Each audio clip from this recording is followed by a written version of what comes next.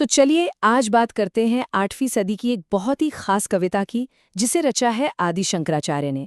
ये कविता समझ लीजिए एक जबरदस्त वेकअप कॉल की तरह है, हमारी जिंदगी के असली मकसद को लेकर।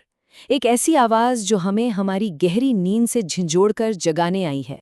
तो ये कहानी शुरू होती है बनारस की गलियों से। सोचिए, शंकराचार्य वहां से गुजर रहे हैं और उनकी नजर पड़ती है एक बहुत ही बुजुर्ग विद्वान पर। वो अपनी जिंदगी के आखिरी पड़ाव पर हैं, मौत बिल्कुल करीब है। और वो कर क्या रहे हैं? सिर्फ संस्कृत व्याकरण के नियम रटे जा रहे हैं। बस यही नज़ारा देखकर शंकराचार्य के दिल से ये कविता अचानक फूट पड़ती है। और कमाल देखिए, इस कविता का पहला ही श्लोक, मतलब जो सबसे पहली बात वो कहते हैं, वही पूरी कविता का सार है। ये कोई घुमा फिरा कर कही गई बात नहीं है, बल्कि एक सीधी और जोरदार अपील है जो हमें हमारी गलत प्रायोरिटीज के बारे में सचेत करती है। मतलब साफ है, व्याकरण के नियम या कह लीजिए कोई भी दुनियावी ज्ञान जब आखिरी वक्त आएगा तो किसी काम नहीं आएगा। और यहाँ एक बहुत मजेदार बात है। देखिए, आज हम इसे भजगोविंदम के नाम से जानते हैं, पर इसका असली नाम पता है क्या है? मोह मुग्दर। और मुग्दर का मतलब होता है हथौड़ा। तो ये कोई मीठा सा प्यार से गाया जाने वाला भजन नहीं है। नहीं, ये तो मोह और भरम की गहरी नींद में सो रहे लोगों पर एक हथौड़े की चोट है, एक दयालु क्रूर चोट, ताकि हम सब जाग सकें। तो चलिए अब जरा शंकराचार्य के विश्लेषण में और गहरे उतरते हैं। सबसे पहले हिस्से को समझते हैं।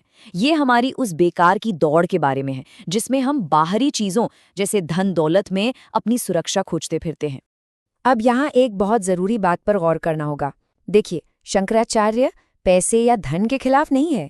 नहीं, वो खिलाफ हैं उस कभी न बुझने वाली प्यास के, उस तृष्णा के जो हमें और पाने के लिए दौड़ाती रहती है। तो असली प्रॉब्लम पैसा नहीं है, असली प्रॉब्लम है उसकी कभी न खत्म होने वाली चाहत। और यहाँ देखिए, इसे कितनी अच्छी तरह से समझाया गया है।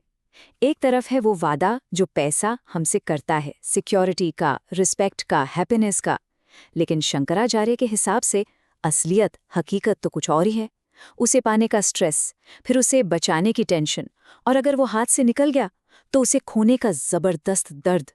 ये एक ऐसा विशियस साइकिल है जिसमें सुकून तो कहीं है ही नहीं। 5वें श्लोक में एक और कड़वी सच्चाई सामने आती है, ये कि हमारे परिवार वाले वो हमसे तभी तक जुड़े रहते हैं जब तक हम कमाने और बचाने लायक हैं। मतलब जो सिक्योरिटी हमें अपनों से महसूस होती है, वो अक्सर इस बात पर टिकी होती है कि हम फाइनेंशियली कितने यूजफुल हैं। जैसे ही कमाने की ताकत खत्म, लगाव भी कम होने लगता है। कड़वा है, पर यही सच है। तो ये तो हुई बाहर की दुनिया की बात, बाहर के भ्रम की। अब जरा अपने अंदर झांकते हैं और अपने भीतर के भ्रम पर ध्यान देते हैं। जैसे कि हमारी जवानी से और खासकर इस शरीर से जो हमारा गहरा लगाव है, उसकी बात करते हैं। चौथे श्लोक में एक बहुत ही जबरदस्त, एक बहुत पावरफुल मिसाल दी गई है। कहते हैं कि हमारी जिंदगी उतनी ही अनिश्चित है जितनी कमल के पत्ते पर कांपती हुई पानी की एक बूंद। सोचिए, एक बूंद जो किसी भी पल फिसल सकती है। बस इतना ही भरोसा है इस जीवन का। श्लोक 7 हमें दिखाता है कि कैसे हम जिंदगी के हर पड़ाव पर, हर स्टेज पर टेम्पररी चीज़ों से दिल लगा बैठते हैं। बचपन वो तो खेलकूद में निकल जाता है, जवानी वो जुनून में गुजर जाती है, और बुढ़ापा वो तो बस चिंताओं में ही कट जाता है। और इस सारी भाग दौड़ ने उस परम सत्य के लिए वक्त ही कहाँ मिलता है। और ये शरीर जिस पर हम इतना गुमान करते हैं, जिसे हम पूरी जिंदगी संवारते हैं, सजाते हैं, उसकी कीमत कितनी टेम्परेरी है।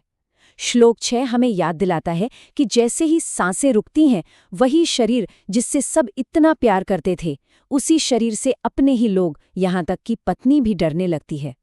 तो अब तक समस्या की जड़ तो समझ आ गई।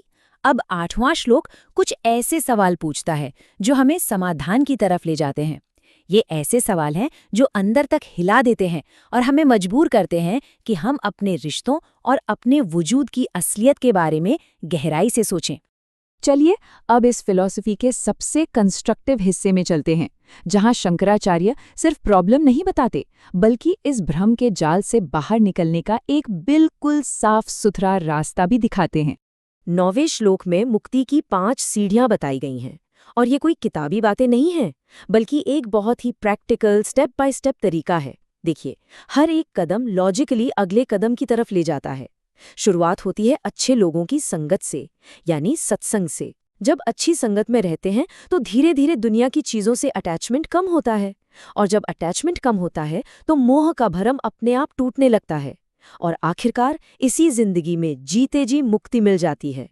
तो फिर ये जो बार बार कहा जा रहा है भज गोविंदम, इसका असल मतलब क्या है? क्या इसका मतलब सिर्फ कोई पूजा पाठ करना है? नहीं, यहां गोविंद का मतलब है परम सत्य, द अल्टीमेट रियलिटी। तो गोविंद को भजने का मतलब है उस इटर्नल, उस कभी न बदलने वाले सच के साथ अपनी असली पहचान को खोजना। और आखिर में 10वां श्लोक इस पूरी बात का निचोड़ हमारे सामने रख देता है। एक बहुत खूबसूरत मिसाल दी है। जैसे पानी भाप बन जाए तो झील का वजूद ही खत्म हो जाता है। ठीक वैसे ही जब अज्ञानता का अंधेरा ज्ञान की रोशनी से मिट जाता है तो ये दुखों का संसार ये भी गायब हो जाता है। जब सच का अनुभव हो जाए तो फिर ये भ्रम भला कैसे टिक सकता है? तो ये पूरा विश्लेषण हमें एक बहुत ही गहरे सवाल के साथ छोड़ जाता है कि अगर हमारे सारे अटैचमेंट, हमारी ये सारी भागदौड़ सिर्फ एक इल्यूजन है, एक भ्रम है, तो फिर वो असली सच है क्या जिसे खोजना हमारी जिंदगी को कोई मायने दे सकता है? ये एक ऐसा सवाल है जिस पर सोचना तो बनता है ना?